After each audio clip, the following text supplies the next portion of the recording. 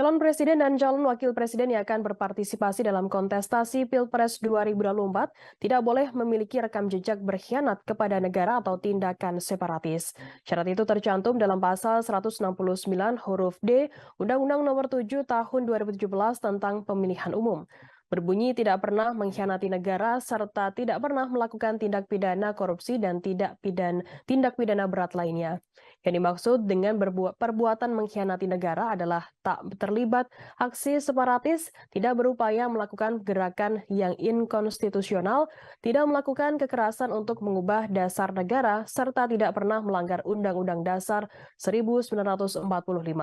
Dalam pasal 169 huruf C Undang-Undang Pemilu juga disebutkan capres-cawapres tidak boleh mempunyai rekam jejak perbuatan tercela.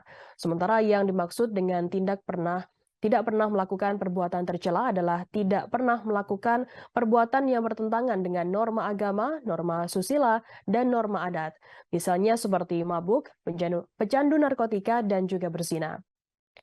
Kemudian dalam pasal 227 Undang-Undang Pemilu disebutkan setiap capres-cawapres diwajibkan menyertakan surat keterangan catatan kepolisian atau SKCK Mabes Polri saat mendaftarkan diri ke KPU sebagai peserta pemilihan presiden.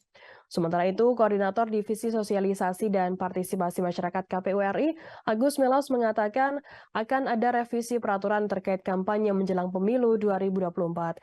Momen revisi ini akan dipakai untuk mengatur lebih jauh penggunaan media sosial saat masa kampanye.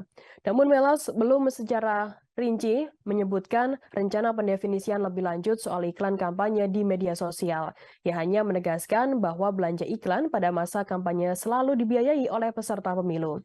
Ia hanya menegaskan bahwa belanja iklan pada masa kampanye selalu dibiayai oleh peserta pemilu.